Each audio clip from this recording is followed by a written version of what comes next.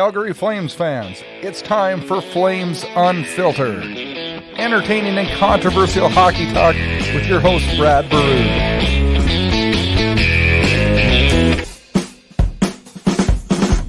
What will happen this summer?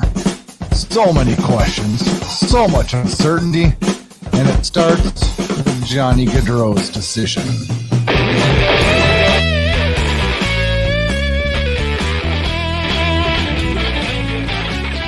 Good evening and welcome to another episode of Flames Unfiltered, rolling on to episode 130 already. I am the host of the show, Brad Burud, and good to be here on an off-season summer evening. It's a little warm out today. No, it's all right. Getting some golfing in and doing all those things. Got some new equipment for the show, so trying out some new cameras here tonight. We'll see how that works, and we'll be making some improvements over the off season and bring you a bigger and better show next year on Flames Unfiltered. Hopefully your summer's going good. It seems like forever since the Flames played, doesn't it? It seems like forever. Congrats to the Stanley Cup champions, the Colorado Avalanche. It's fun to see the Stanley Cup given out, and always good to see Lord Stanley and not a bad series either. Not a bad series as Colorado Avalanche win their first time since, I believe, 2003. I'm guessing on that one. You know what my wish is, though? My wish is that this is the start of a downswing for the Avalanche, a start of the money crunch, a start of the cap problems, and hopefully Colorado can fall back to earth, because this is one hell of a hockey team. Just a hell of a hockey team. Built the right way, built with patience. And they reaped the rewards this year, just losing 4 games in a playoff run. And I can't remember the last time I saw that. That was pretty damn impressive. So congrats to the Avalanche. That's all. You're our rival. I hope your downslide starts now. Let's talk Flames hockey. What's on today's show? Well, we're going to preview an uneventful, I'm guessing, 2022 draft for the Calgary Flames. And then podcast from the Hockey Podcast Network, Nate Thomas, he's been on the show before, is going to join us for a ton of playoff loss reaction, I guess is the word I'm looking for. Little talk on the draft, and a ton of talk about off-season uncertainty, who signs, who doesn't sign, how much do we sign them for, and a whole bunch of other Flames talk to go along with it. What a great conversation with Nate. And then we will wrap with some Flames news and some news from the Pacific Division as it's a summer edition of Flames Unfiltered.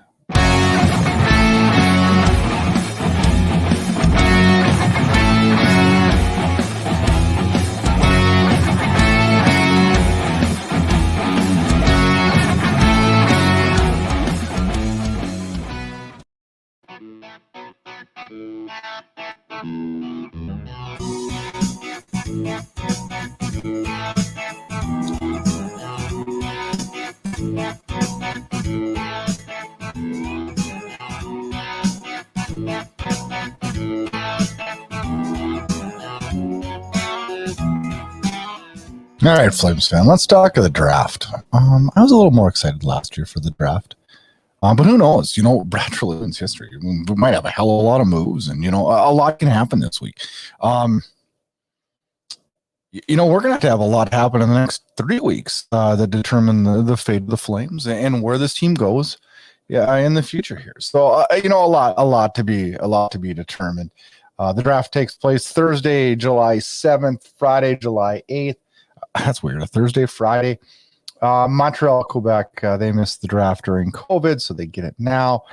And the Flames have just 3 picks, 0 in the first round. They start in the second round, the 59th pick, and they hold off till the 5th round, 155th pick, and then the final round, the 7th round, the 219th pick.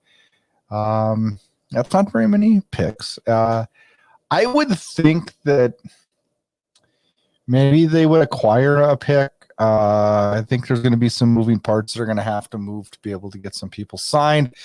So it's going to be hard to tell how that's going to all pan out. I wouldn't doubt it if we don't maybe add a third round pick or something like that. We'll see what happens here. I don't know that we get into the first round unless Mr. Brad Living knows the fate of Johnny Gaudreau and some moves need to be made. So we'll see what happens there.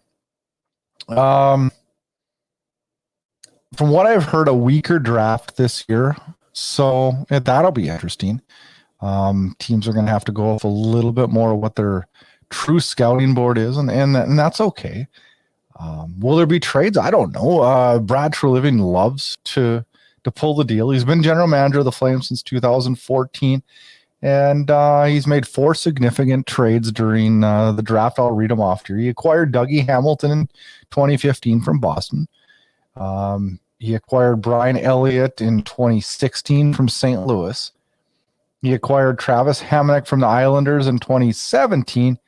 And the biggest of biggest, he acquired Elias Lindholm and Noah Hannafin from Carolina. And in 2018, a bunch of trades to go along with it. He's known to trade down and still get his guy. He did that with Connor Zary last year. Yeah, we'll see. Flames are tight on the cap, so I don't know how that's going to go. And quite honestly, I'm more wondering, like, will we know by the draft what happens with Johnny Gaudreau and all that? And I don't know. I think we need to know to really make decisions and on moves. Some of Treliving's better draft picks, Adam Fox, he picked 66th overall in 2016. No, I know he didn't play for us, but it's a hell of a pick. And it wasn't Brad Treliving's fault he didn't play with us. It was the arrogance factor. He didn't want to play in Calgary. Andrew Mangiapane, 166th overall in 2015. Rasmus Anderson in 2015, also 53rd overall. And a few bad ones. Mason McDonald, 34th overall in 2014. Not so good there. Hunter Smith, 54th overall in 2014. Not so good there. I don't know. I have faith in him. I do. The guy I wonder we'll see maybe moved on deadline day would be Oliver Shillington. Right now, the Flames have $27 million in cap space open. And I want to be completely honest, I didn't study a ton on these prospects. Mostly because we didn't have a first round pick. Like, I don't know how many fans study 2nd to 7th round. And quite honestly, if you look back at the Flames from the early 90s on, our drafts haven't been that great. So, got a few good ones right now playing. But all in all, I don't know. I think this draft's going to be one of those that's going to, we're so preoccupied and worried about what's going to happen with our free agents and our restricted free agents that I don't think anybody's really wondering what the heck's going to happen with a late 2nd round pick, right? I don't know. That's how it's going to go. I will be watching the draft and I'll be excited to watch it, mostly because I'm wondering if there's going to be any moves.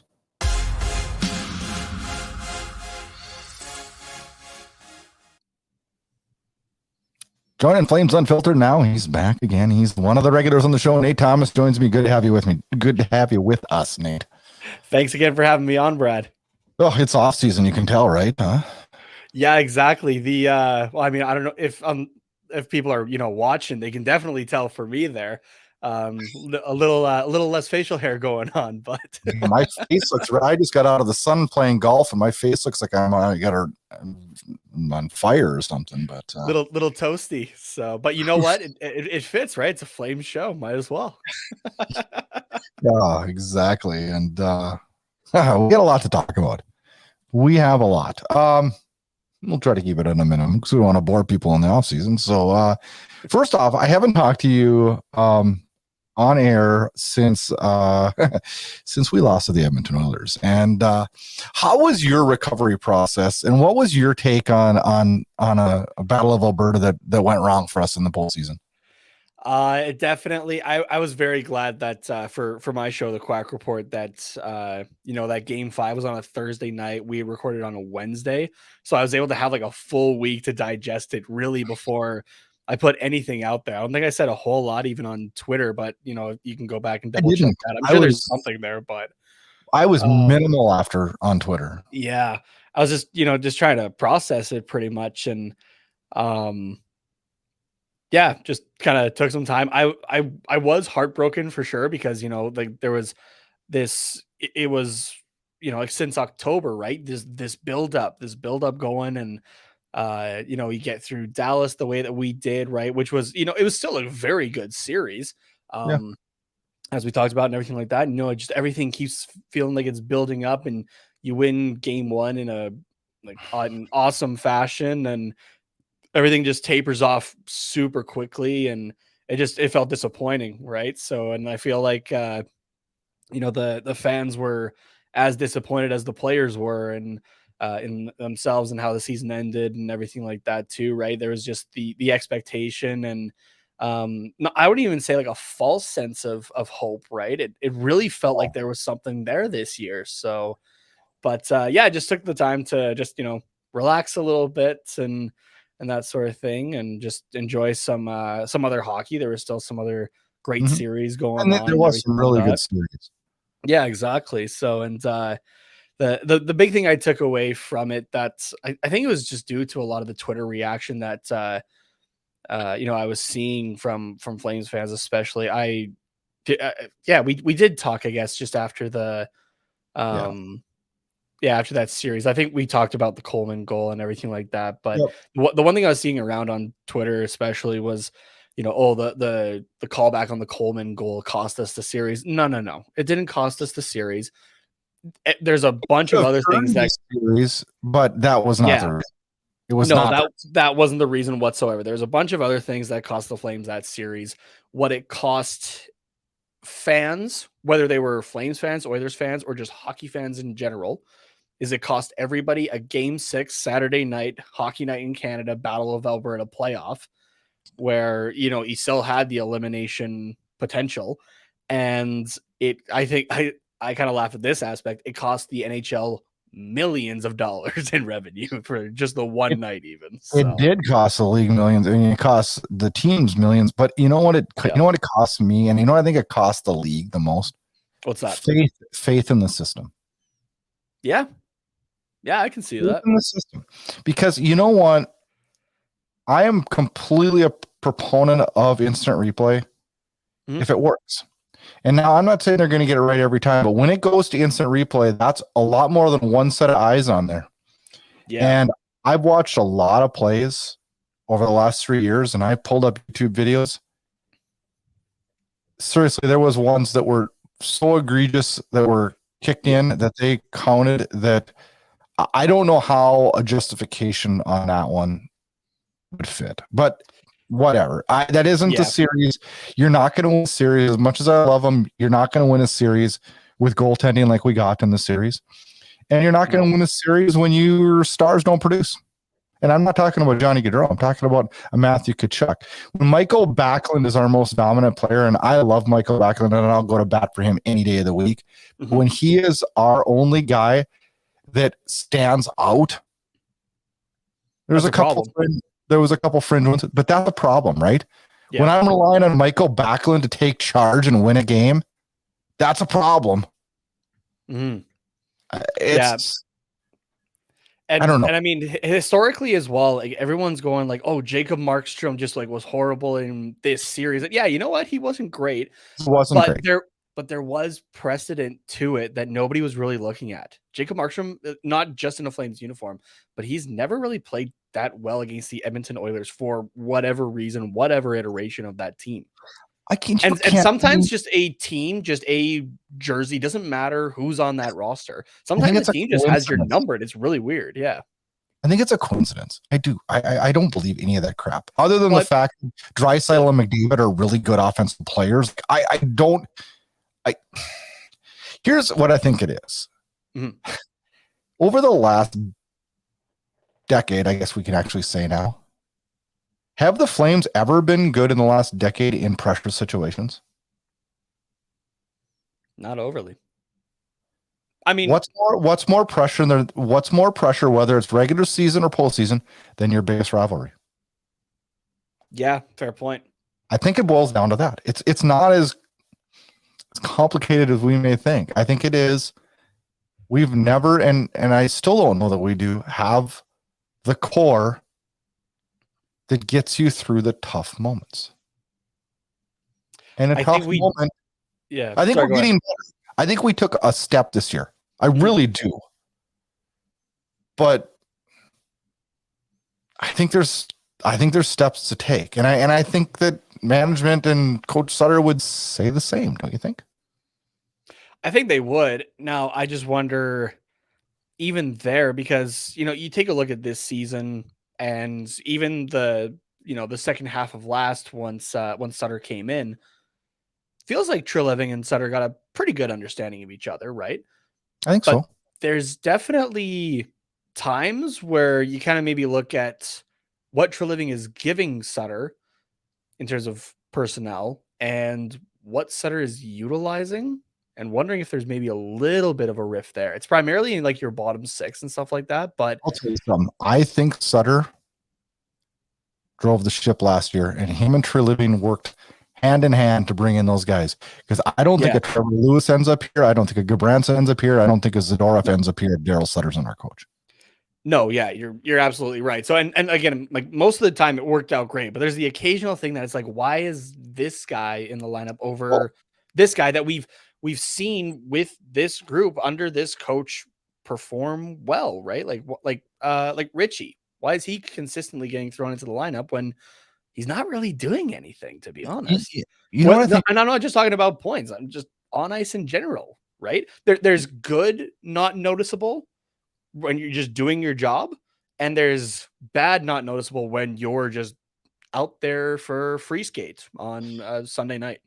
Do you think, and okay, I've worked closely with our junior team, which is a tier 1 junior team in Minot, and I spent a lot of time with our former head coach, which was an NHL player, Marty Murray. I don't know if you know who Marty Murray is. Played for the Calgary Flames, played for the Philadelphia Flyers, Carolina Hurricanes, LA Kings.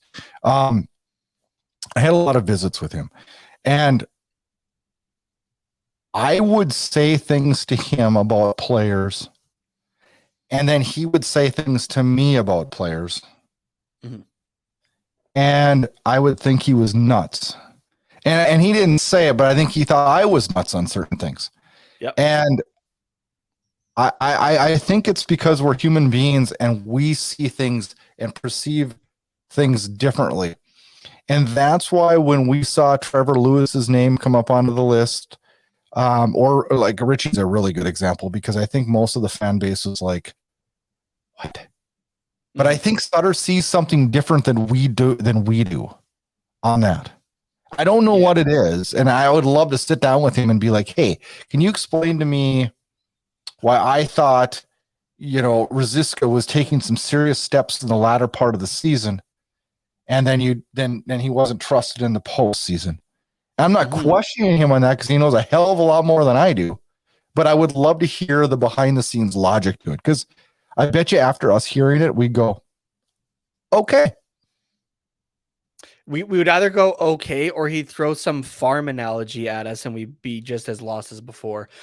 I love his farm analogy. Oh, I love it too. So, I mean, he's just a few hours from me, really, in Viking, Alberta there. So, but he still goes out to the farm and everything like that. And yeah, I don't know. I was disappointed. And I think the Sutterisms. I think what disappointed me the most is when you look at our year as a whole, we had so many players have career years. Mm-hmm. And I think it takes that to win championships. And we had that and had so many players have career years, and we didn't capitalize and go further. That's where I was like, ooh, missed opportunity, right? Yeah. Now, okay, I have one thing that I always kind of wondered, because you're leading up to it. Who's the big team that everybody in the West was like, don't want to go up against them because it's not going to be a fun time? Well, I think there's more than one. And I think you're going to be shocked when I say one team, you're going to be like, ooh, really? Okay, let's narrow it down then. Who's the team that Daryl Sutter said it's going to be a waste of 8 days to play? Colorado Avalanche, and they proved that. They did, absolutely. And congrats to them as well on the Stanley Cup this year. I kind of wonder, though, if the Flames were so focused on Colorado that... Oh, I don't think you can overlook Edmonton. I feel like you can't. Our track record alone. I mean, I think you would agree with me that, like, anytime Mike Smith's in net, you, like, lick your chops, We freaking lost Mike Smith. Yeah, that was a goalie. Like, every time we did, like, like a series preview on TQR there as well, I go through the roster on the Oilers, right? And it's okay, yeah, you got a pretty solid offense there. There's some depth to it and everything like that. You can get scoring out of the majority of your lines. The defense is looking a hell of a lot better. But if Mike Smith's your starting goalie, what? Yeah, exactly. But like, if Mike Smith's your starting goalie, what night are you getting? You really don't know. And all 3 teams, I think that LA, Calgary, and Colorado all saw every aspect of Mike Smith between 4 to 7 games. We did. So we totally did. I don't know. And the other team I was thinking of when you asked that question, Vegas Golden Knights. Like, I know they didn't make the playoffs. Yep. It's seriously, if we would have pulled up and instead of Dallas in the first round, we would had Vegas, all of us would have been like, oh my God, is this really happening? We would have. Yeah, it would have been a circumvention of the cap that's even crazier than Tampa had last year. And before anyone starts thinking like, oh yeah, the circumvention and cheating of the Tampa Bay Lightning. No. That's well within the rules. So it's, you may not agree with the rules. Those are the rules though. Yeah, no, I agree. So, and Tampa's not the first team to do it, right? So Nope. Let's quickly touch on the draft a little bit, and we're not going to go deep into this because I'm going to be completely honest with you. I'm not a huge prospects guy, and I don't think you are either. Just from what I try to keep tabs a little bit, but really try to cover 2 NHL teams as much as I do. It definitely takes my focus a little bit more. So, and it's hard to get excited for a Flames draft this year when we have 3 draft picks. And I've seen a lot of people on Twitter complaining about that, saying it's stupid that we traded the draft. Come on. We were going for a Stanley Cup last year. If we wouldn't traded these picks, people would have been bitching up a storm. So I don't even want to hear that stuff on Twitter. I mean, we had to do that last year. And quite honestly, I don't know. I mean, it is what it is. And right now with the way you can sign and stuff like that, it's not the end of the world, I guess is the way I look at it. No, yeah, absolutely. And yeah, like what else are you going to do with those picks, right? Like, let's be happy that Brad went for it. Yes. When's the last time we really said that Brad went for it throughout his time in Calgary? We freaking went for it, man. Right. And that was fun, right? That was fun. It was. That's the one thing after the playoffs was over. I was like so disappointed, but I kept telling myself that was fun. Yeah. And that's what we have to look at that as fans. Like, that's why we do this. That's why we watch. That's why me and you do podcasts. That's why we get into this and we live and breathe this because it's fun. And having a run was fun. I think we forget that. But as a draft goes this year, I have no idea. I will make a prediction though. We will draft more than 3 players this year. Oh, yeah. Knowing Brad Treliving and how he loves to trade within the draft, just like, move picks, 4 picks and everything like that. Yeah, I wouldn't be surprised if it's more than 3 players. So I'm just kind of curious to see if, because, that really the big pick for us is in the second round there. I think it's 59th overall, if I remember correctly. I got it here. 57, 59, somewhere right around there. I'm more just curious. Okay, do you think that pick goes up 59. in the draft, or does that go down in the draft? I think it goes up. Think it goes up? I don't think it goes up to first round.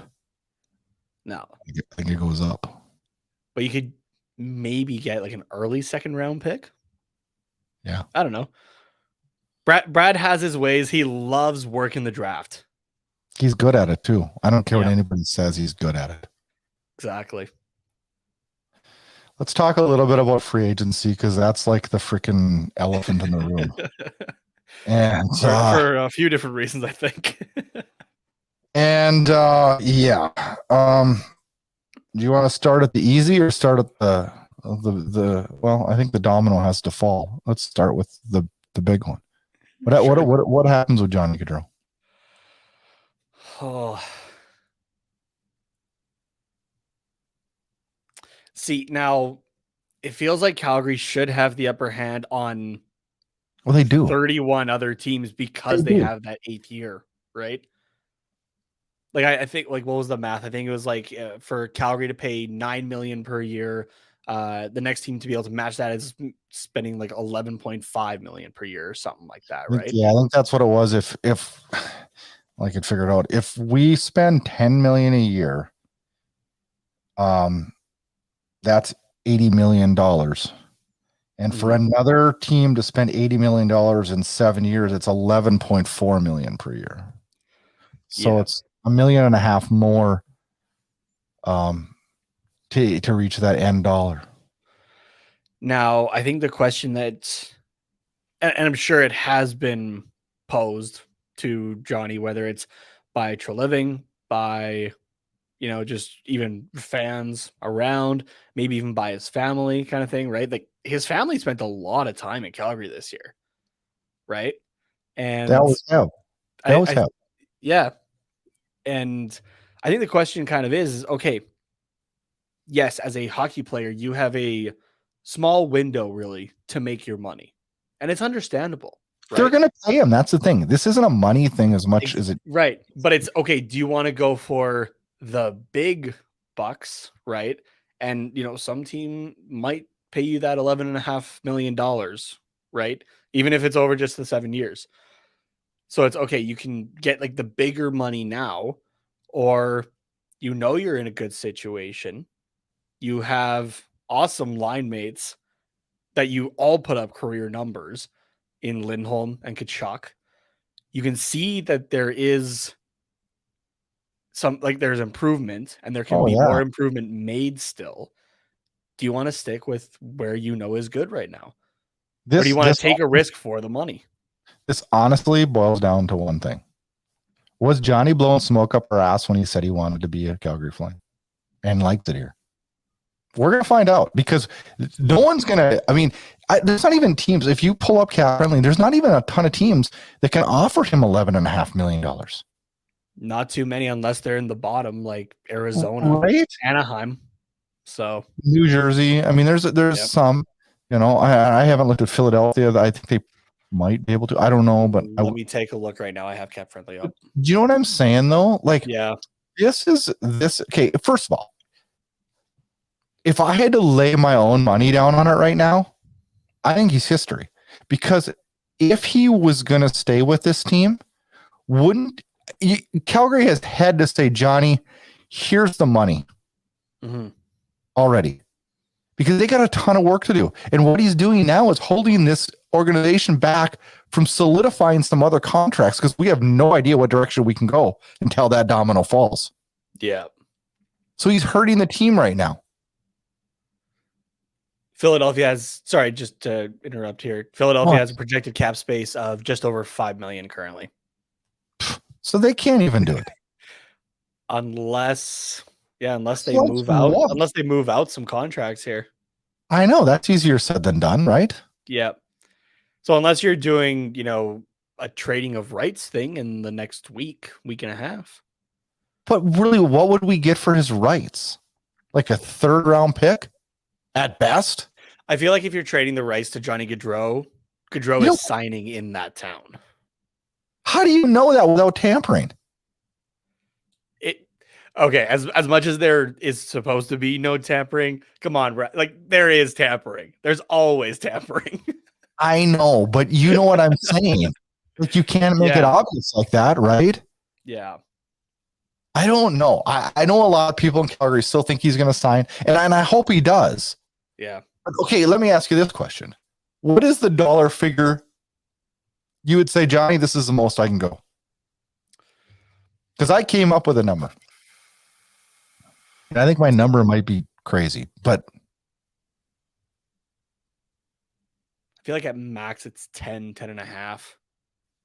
Because you're looking at Kachuk, who's a qualifying offer of 9 here. And you still got to fill out the bottom parts of your roster, because there are more UFAs than just Johnny this year. You want me to rock your world? All right, give it to me.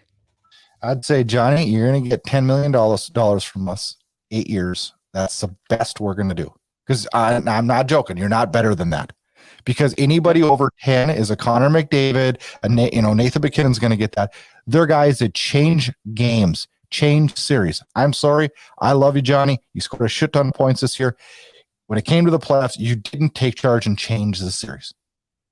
Nobody said, oh my God, Johnny Gaudreau's nice. But every time McDavid stepped on, we were all like, right? Yeah. I don't know. Maybe not for Edmonton. Dallas fans might have something a bit different to say.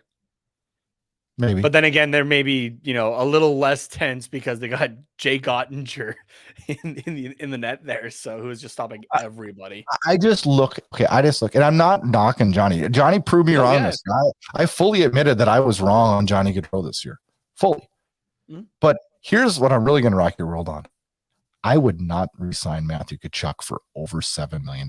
And I know that's a ridiculously known number, and he's not going to take it. But I would not give him more than $7 million, because you want to know what? He's not performing to $7 million. And if his name wasn't Tkachuk, this would be a non-factor. If his last name wasn't Tkachuk, this would be a non-factor.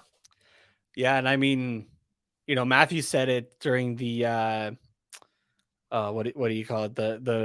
The media stuff before, before last season, right? When he was talking about the negotiation of Brady Tkachuk, his brother, obviously, and the Ottawa Senators, that it's a family thing, right? It's not just the agent and their player, like, a lot of other guys and maybe a couple family members that, have a tiny bit of input, right? You're dealing with, in Matthew's case, you're dealing with Brady, who just signed a big contract in a Canadian market. You're dealing with Keith, who's been there for a long time. And I forget Mrs. Tkachuk's first name offhand. I apologize. But, she's seen her husband go through it for however long and wants the best for her boys. And rightfully so. And you know what? Someone will give Matthew $9.5 or $10 million. They will. Yep. But you know what? I hope it's not Calgary. And it's not that I don't like Matthew Tkachuk, and it's not that I don't cheer for him, and it's not that I dislike him. I think he's a great guy. I think it's a wonderful family. His dad was one of my favorite players. I got an autographed jersey hanging behind me. It's not that at all. It's just that you can't overpay anybody.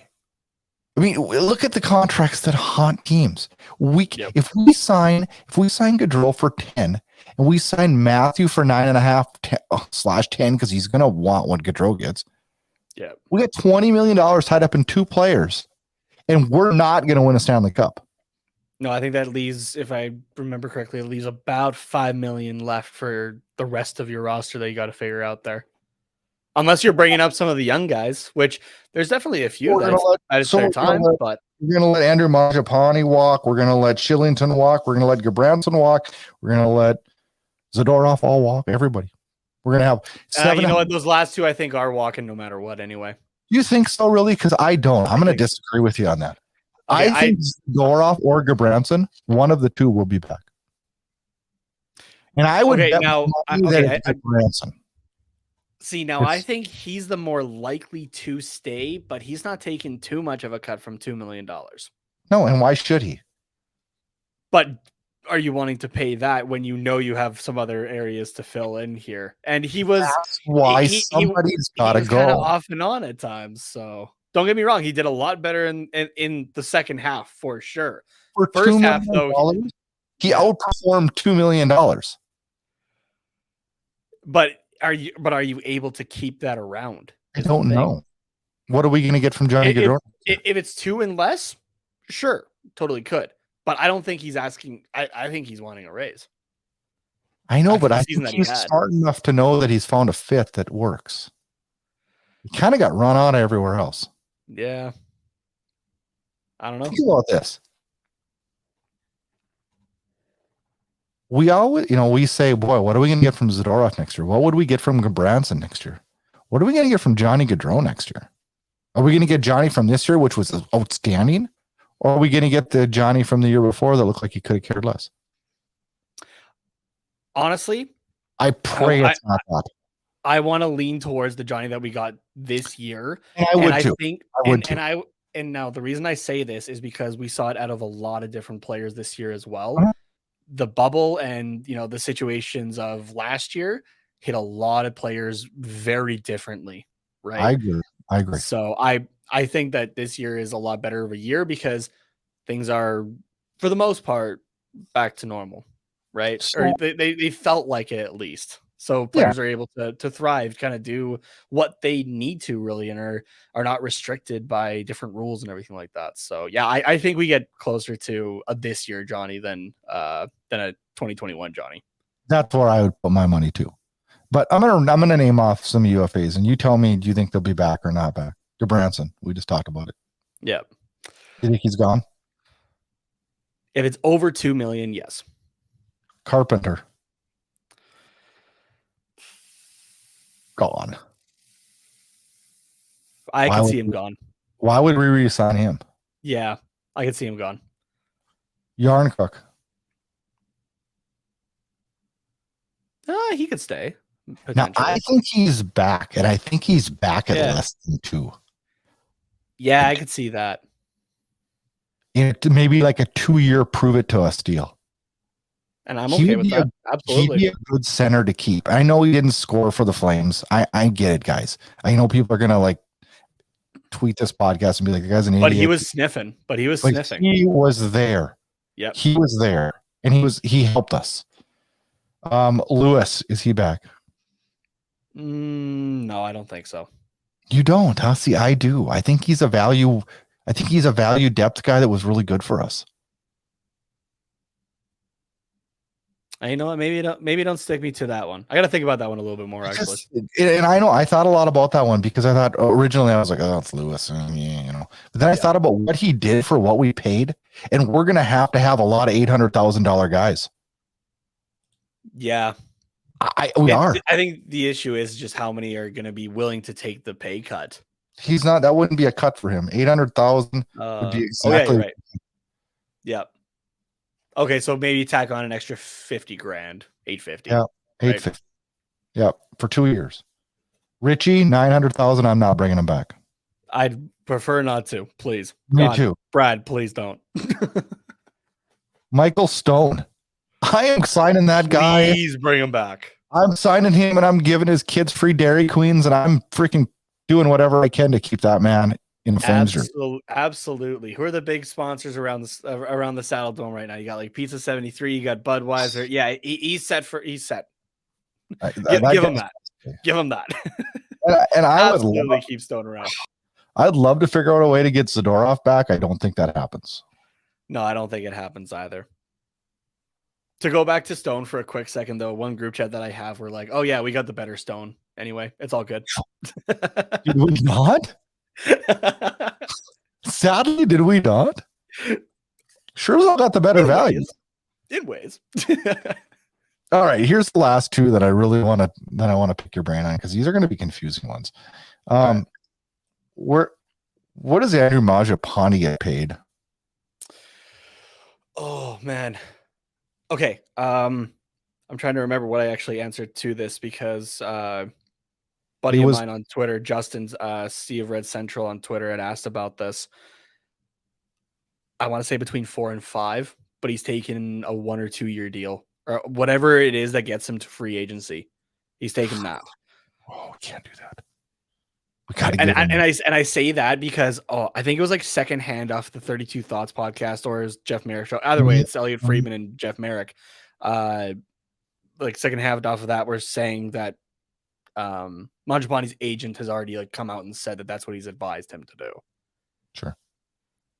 But you know what though? I don't hate the idea of a show me contract for Mangiapane. I think he does prove it. Don't get me wrong.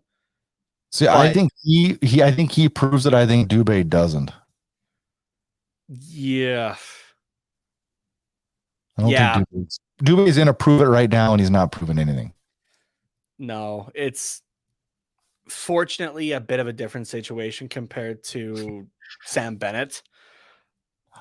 How funny I is just kind of think about that a little bit, and it's like, okay, well, this is a guy who's actually being given the chance, and like we've seen the potential, and we know it's there. It's just we've got what needs to flashes. click again. Yeah, what needs to click again for it to be consistent?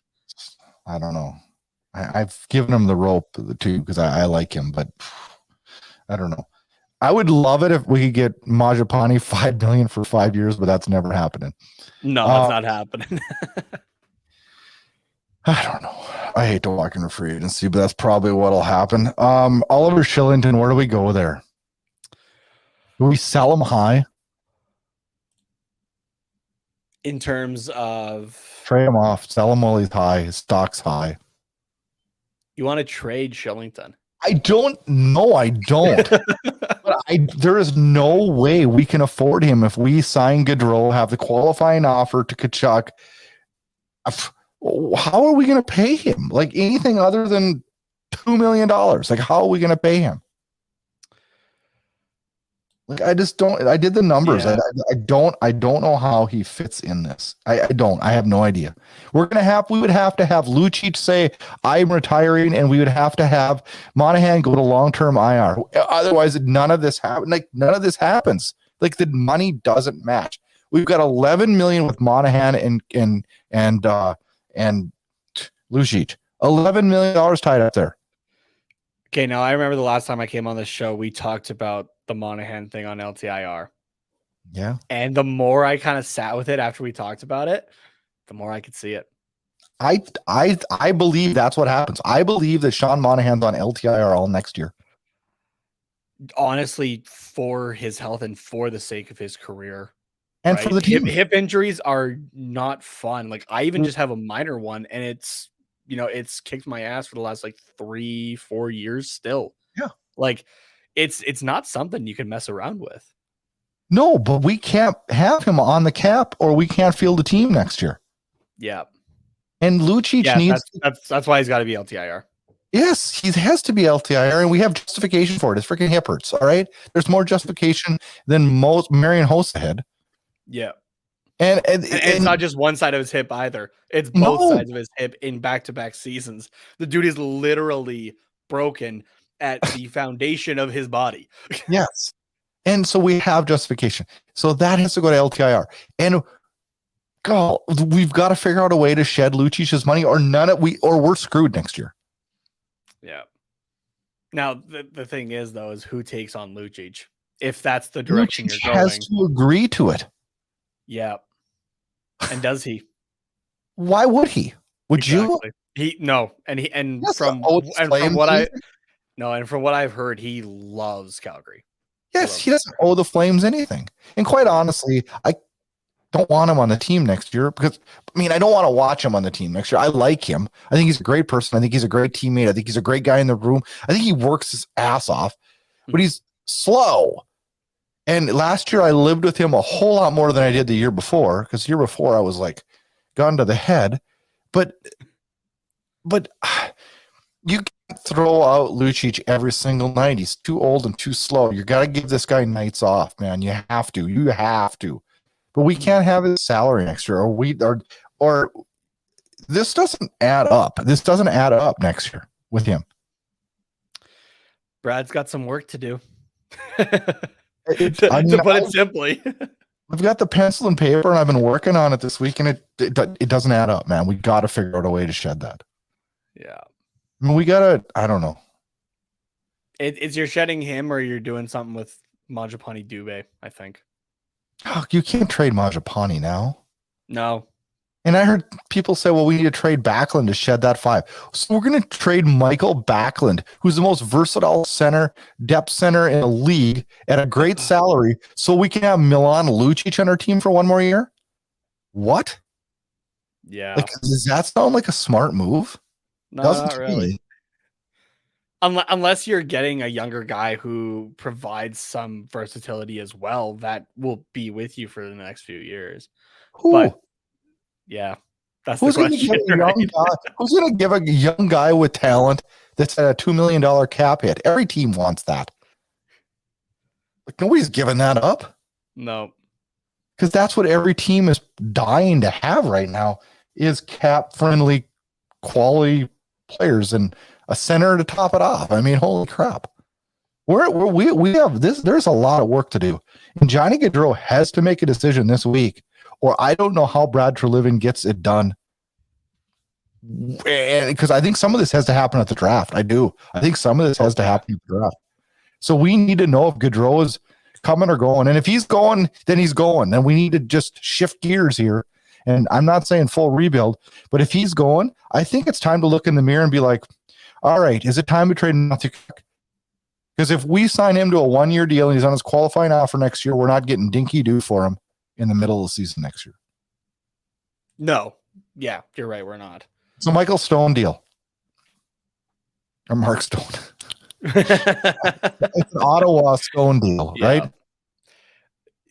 I mean, it's not even just Stone in Ottawa at the time. There was a few different things going on there. Do you know what I mean, though? Like, we're not going to get anything for Tkachuk, and we can't not get something for, again, not getting something for, we can freaking look at all the stars we've had that we've not gotten a thing for. Yeah. You know, we're going to let Gaudreau go for nothing, which I know we're not trying to let Gaudreau go because I honestly believe the Flames have offered him a significant amount of life-changing money. And this is all about if Johnny Gaudreau wants to be in Calgary or be home. If somebody said Johnny Gaudreau signed with Columbus, I'd be like, whatever, or Arizona or whatever. This is either he's going to New Jersey, Philadelphia, or Calgary, or maybe I don't know, maybe New York. I don't know, but this. But the thing is, if he says he wants to be in Calgary, I think Calgary is the best opportunity of those teams to win a cup. Mm-hmm. And we're going to give him a lot of money. Like, what's taking so long? You know what? I think Murray Edwards needs to maybe empty his pockets a little bit, not be so cheap. Start throwing, just throw bonuses at him. Or you know what? You can try the Islanders thing that they did with John Tavares. We will build you an arena. Edwards, empty your pockets. We can't promise that. Because he's a smart businessman and no business. Edmonton's owner only paid 30% of Rogers. I still think that's ridiculous. That's the way it should be, though, isn't it? Look at how much money that brings into the community. Into the community, yes, but I mean, we're all about building parks, and we're all about all this other things. Why aren't we building entertainment venues? It's not just for hockey. No, that's true. But I mean, if Murray Edwards is going to pocket dollars for every little thing that goes on there, I mean that's a whole other conversation. I was saying it more as a joke of like the John Tavares stuff. But then it also comes down to, do we want a hockey team in Calgary or not? Because he doesn't have to be in Calgary. Like Murray Edwards, like having a team in Calgary, talking about? Sure. No, the Flames aren't moving. I'm not saying they're moving. I'm not laughing at you. Sorry, don't take that way, please. No. But if we don't come to an agreement on an arena, we aren't playing in the Saddledome 20 years from now. I'm sorry. No. Something's going to have to give, right? Yeah. And so either they're going to come to an agreement and we're going to get an arena, which I think will happen. I do believe that. Or he's going to get fed up one day and be like, back the moving vans up. We're shipping out. There is always the option to sell as well. I don't know that would be good. No, I don't. Somebody would buy it, but I don't know that it. I think it's careful what you wish for. Yeah, because I don't think the ownership group in Calgary has ever been bad for the community. No, I don't think so either. I just think that maybe Edwards has been the lesser of evils. If that, or no, sorry, that's the wrong way. No, that's not the right term. He's been at just the bottom kind of the good. There you go. I don't know. I don't know, and I sure didn't think we were going to get into that, but I guess that's okay. That's why we're here. Didn't mean to send us down that rabbit hole. No, I mean it's a Damn it, legitimate. Tavares. It's a legitimate concern though, because it's part of the future of this franchise, not just on the ice, but like where the ice is. Yeah, and I really wonder what happens, because if Gaudreau walks, it almost to me signals that you have to either sign Kachuk long term or trade him. And then if that happens, then it's time to somewhat rebuild. I don't know. I just think a lot. There's so many decisions that are going to happen in the next 6 weeks that affect the next 5 to 10 years of the Calgary Flames that it's got me a little stressed. Yeah. And you said like 5, 6 weeks. I think it's the next like 3. I know. I might be. You're giving a little bit of extra length there. Well, the draft is what? The July 8th? 7th and 8th, I think. Or 8th Yeah, and 8th 9th. and 9th. 8th and 9th. That's like 10 days away, 12 days away. 14 days away. That's scary stuff, man. That's 2 weeks. We need to know if Johnny Gaudreau's a Flame or not in 2 weeks. Yep. I don't know. I think we hear about it. I think it will be in those 2 weeks. I'm I don't think it gets pushed any longer. I hope so. I don't want to have to call him a liar and say Eric Francis is right. Oh God, please no. Can we where's the the person in court that's typing this all? Can we strike that from the record, please? Yeah. we can't put that onto the universe, Brad. Come on. I'm worried. I'm worried because, like, if I was Johnny Gaudreau and I liked it in Calgary and they said, hey, here's $80 million, what would there be to think about? Yeah. What would there be to think about? The only thing that I wouldn't, the only thing that reason, if it'd be like, okay, well, if me and my wife, if I was Johnny Gaudreau, him and his wife decide, hey, I do think that for our family, it's going to be better in New Jersey or better in Philly or better wherever. Then the decision's made, right? Yeah. But I don't think if Johnny goes to free agency, I don't think some team's going to go like, hey, Johnny, here's $13 million a year. I don't think he gets that. No, I don't think so either. Oh, so I don't know. Was it Stamkos that went to free agency and then signed? Yeah, and then signed. And Landeskog went still a possibility as well. I don't think so, because then you forgive a year. You forgo a year. Yeah. And then that changes the dollar amount. That takes our leverage away. I don't think that makes sense for him to do that. He's got to know if he wants to go to Calgary or not, right? Yeah. Like, he's got to know if this is where he wants to be or not. I just don't feel like this is a money thing anymore. I don't. That's what scares me, because if it was a money thing, I would be shocked if Treliving hasn't said 10 to him. Maybe he said 9.5. I'd be shocked if he didn't say 10.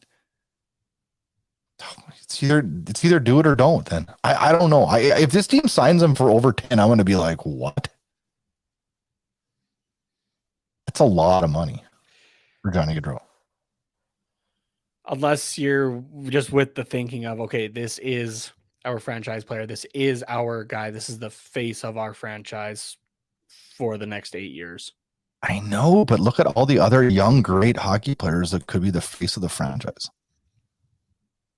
How many players in this league would you say over and above Johnny Gaudreau? Like, I could probably name 10 players that'd be like, yeah, there you go. Here's the keys. That our names are not Johnny Gaudreau. And that's not a knock on Johnny Gaudreau. No, not by any means. So would you hand the keys? Would you give Barkov more? I would. Would you hand the money to Huberdeau more? I would. Yeah, that one. Would you? I mean, I could name off guys, and I don't know that Johnny Gaudreau hits my top 10. Mm-hmm. So how do you give him more than $10 million? I don't know.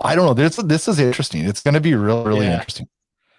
The only thing I can kind of think of, and it's like it's I hate the idea of paying for intangibles, but it's the face of a Canadian market. But a Canadian market has to win sometime in the next decade, right?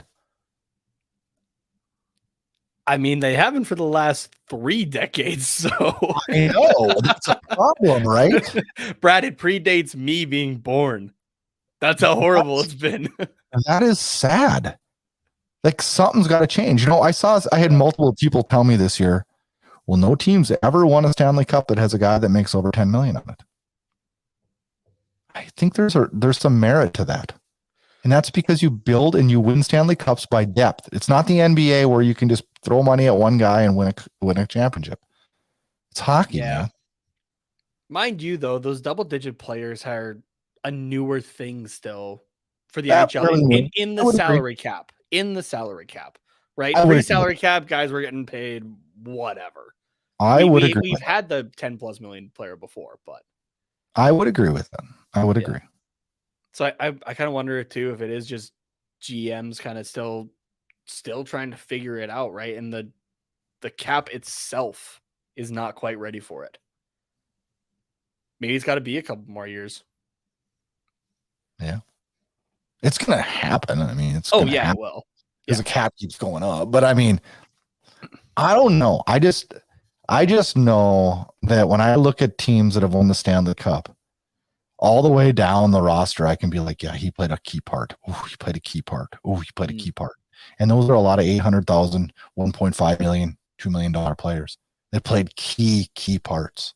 Yeah. And my wife asked me, she says, well, do you want the Colorado Avalanche to win? And I said, I guess I don't care. She goes, I thought you hated the Avalanche. They're a Flames rival. So they are, but I almost want them to win it and get it out of their system, start having cap hell. Yeah. And start the train down. Yep. You know what I mean? Unless you're the Tampa Bay Lightning, it's bound to happen to everybody. Yeah. It's going to be an interesting. This is really intriguing of where this is going to go. And I don't know. I think if Johnny walks, this market's going to just lose their mind. Okay, now are we talking 2011 Vancouver lose their mind or lose their mind on social media? They're going to lose their mind on social media. I don't think there's going to be any fires. I don't know. Who knows? I don't know. I'm not going to rip the fan base because I love this fan base. But I mean, for God's sakes, I hope we don't burn a car down because of it. But I mean, I honestly, here's the way I look at it. Do I want to sign Johnny Gaudreau? Yeah, absolutely. Yeah. Is it the end of the world if we don't? No, it's not. No, it's not the end of the world. No, it's not the end of the world. It's just the end of this era because I think you're right. If you don't get Gaudreau, you're going down and you're going for rebuild. No, I don't. I don't think so. I don't. I think, okay. I think if you lose Tkachuk and Gaudreau, you start a rebuild. But if you think you're going to build the team around, I sound so negative on Tkachuk, and I don't mean to, but I feel it. If we're going to build this team and he's going to be our centerpiece, we better have some good parts around. Yeah. And, okay, if you want to look at it this way, though, let's start building around Tkachuk right now. A good guy to play around him. That'll be Johnny Gaudreau. Yep. Think of it that way. I don't think Tkachuk. I think Tkachuk has 30 points less this year without Johnny Gaudreau next to him. Absolutely. Or Elias Lindholm. Because right now, if I told you Lindholm's got to go or Tkachuk's got to go, you get to keep one. Which one do you keep? Oh, I don't like where my mind went to. But if you could only keep one of the two, you're keeping Lindholm, I think. You are. If you're a smart hockey guy, you are.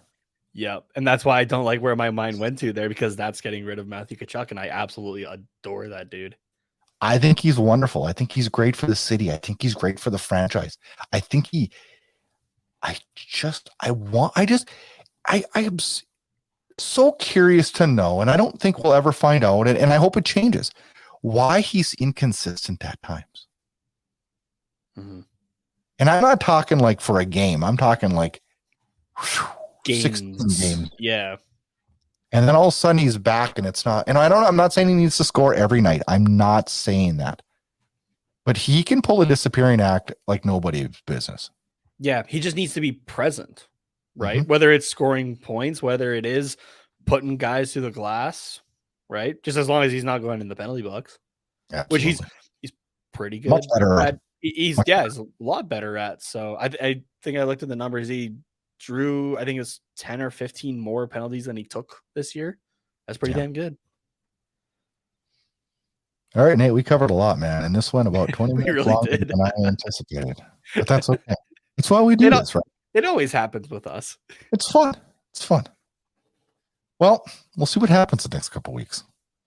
And I hope that I can text you or visit with you and be like, all right, now here's where we go. Here's the hope, eh? We will see, because it's going to be a lot of fun and it's going to be interesting. But you can check Nate out on all over Flames Twitter.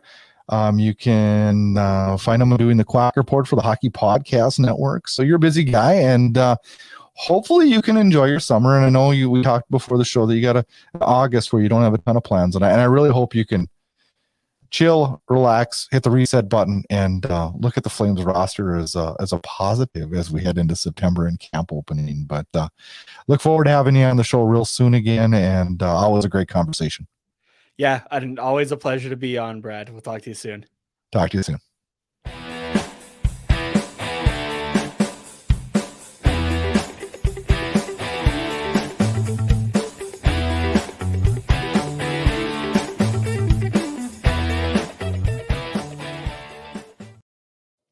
Time for a little bit of Flames news as awards were finally announced. A modified award show, I guess you'd say. First team All-Star saw one Flame, Johnny Gaudreau, left wing. And second team All-Star saw two Flames, Jacob Markstrom in net and Matthew Tkachuk on right wing. Johnny Gaudreau did finish fourth in Hart voting, which really wasn't much of a surprise there. Austin Matthews, the winner by a country mile. He won it with 1630 for points, and Johnny Gaudreau was sitting at fourth at 617 points. Johnny Gaudreau had 3 number 1 picks, 19 number 2s, 44 number 3s, 66 number 4s, and 36 number 5. Jacob Markstrom comes in second in voting, 53 points. Igor Shesterkin from the New York Rangers with 154. So a landslide win in that one. Also, Daryl Sutter did pick up the Jack Adams Coach of the Year. We all knew that. We talked about that last episode. Young Stars Tournament was announced that everybody's getting back together again. It'll be the Jets, Oilers, Flames, Canucks at the Young Stars Tournament in Penticton, September 14th to the 18th. That's always a lot of fun, and a tournament that I think is important. I've been fortunate enough to be able to go to one of these Young Stars tournaments, and it's fun as a fan too, because you actually get to see some of the prospects and kind of get almost a sneak peek. But I think it puts them in good game situations at an NHL / prospect level, I guess would be the best way to put that. But all in all, I think that's going to be a good experience, and I'm glad to see those teams getting back together to do that in Penticton. Some news from the division. Edmonton Oilers have re-signed head coach Jay Woodcroft to a 3-year extension after he led the Oilers to a conference champion, or into the conference finals. Yeah, I don't know if I'm surprised on this. Why do I feel like they're not going to like this contract for 3 years and he won't make it 3 years? That's negativity on my side, but that's my gut. My gut tells me that. A trade in our division, the Vegas Golden Knights have acquired Shea Weber. Actually, they've acquired Shea Weber's contract, a cap hit of 7.86 with 4 years left. And $6 million in total salary left. That'll be put onto long-term IR effective immediately. Evgeny Dadonov was sent to the Habs, his 3-year, $5 million cap hit they've tried to trade him. That's a crazy ass story. I can't even believe that that's happened. But he is on the way, and he will be a member of the Montreal Canadiens. And I think the Canadiens are winners in this. And it's just one more maneuver that Vegas is going to have to do to shell out a boatload of money to try to get cap compliant. And it's going to be really a tightrope act for them this summer, and a lot of fun to watch. Vegas Golden Knights have hired, the Vegas Golden Knights have hired Bruce Cassidy, who was just recently fired from the Boston Bruins. And Bruce Cassidy, good coach. But Vegas has been a great hockey team since coming into the league, and they've already went through 3 coaches. Isn't that crazy? A team that's missed the playoff 1 time, and they've went through 3 coaches. I don't know. That's crazy to me. Vancouver signs Andrei Kuzmenko from the KHL. He's coming off a breakout season in that league where he posted a career high 20 goals, 53 points in 45 games. This is a player that many feel coming out of the KHL is going to be a real asset for the Vancouver Canucks. And that'll be interesting to see how that all pans out. And to see if Vancouver actually lands a diamond in the rough. I don't know. I think it's risky signing these players just because we saw what happened in Vegas with, I can't think of his name off the top of my head, but the Russian KHL star that just really didn't pan out. So this will be interesting to see where this goes. And it's going to affect our division, and it'll be fun to see how it works out in Vancouver.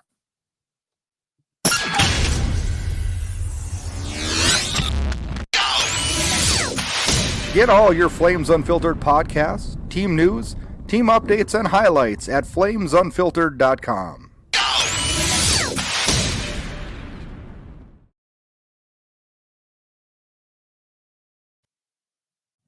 No hockey games preview since we are in the off season, so let's talk draft. July 7th and 8th, we talked about it earlier. A Thursday, Friday night, Montreal. That will be the next NHL event, and the Calgary Flames have 3 picks in the upcoming draft, and it'll be fun and exciting to watch that. So make sure you are in front of your TV set for that one. Some sad news out of Calgary as the Flames and the family of Bearcat announced the passing of a real fixture to that Stanley Cup championship team. And our condolences go out to his family, his friends, and everybody. Is Calgary will always remember Bearcat Murray as one of the real good guys. Well, next episode, we're going to be back again on July 13th, and it's going to be a huge show. Don't worry, if there's breaking news for the Flames, we will jump in with the Flames Unfiltered shorts. Don't worry about that one. But on the 13th, we're going to draft recap. We're going to talk about NHL free agency. And frequent guest of the show, Kyle Lewis, is going to be back with us. Excited to visit with Kyle again. Who will we draft? Will Gaudreau walk? What'll happen to Kachuk? Oh, gosh. We got Majapani to get signed. Oh, man. This is going to be a stressful offseason in Cowtown. Check us out on flamesunfiltered.com. We're on all the podcast players. Get on over to YouTube. You can find us there too at Inside Edge Hockey Media Group. Enjoy a great holiday weekend. Be safe. Spend some time with family. And enjoy the offseason. It's going to be a stressful one. You know what? Could be an exciting one. Could be a real good one. Take care, Flames fans. We're talking soon.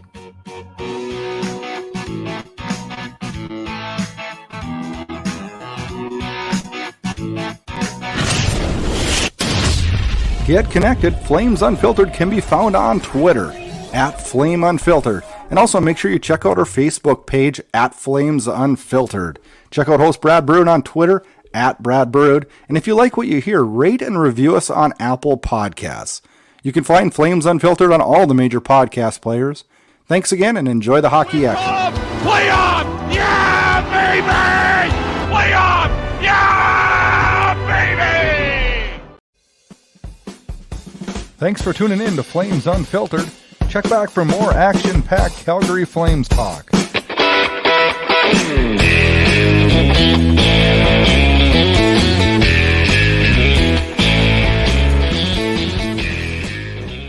This episode of Flames Unfiltered was copyrighted and produced by Inside Edge Hockey Media Group.